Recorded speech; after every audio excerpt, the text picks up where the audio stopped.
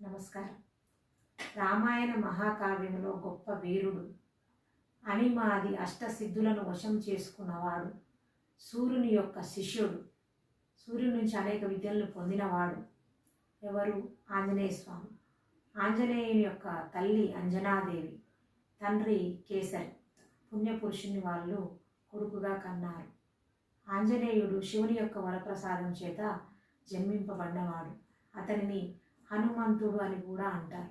అతని యొక్క హనువులు అంటే దవడలను ఇంద్రుడు తన వజ్రాయుధం చేత పగలగొట్టబడ్డం వల్ల అతనికి హనుమంతుడు అనే పేరు కూడా వచ్చింది.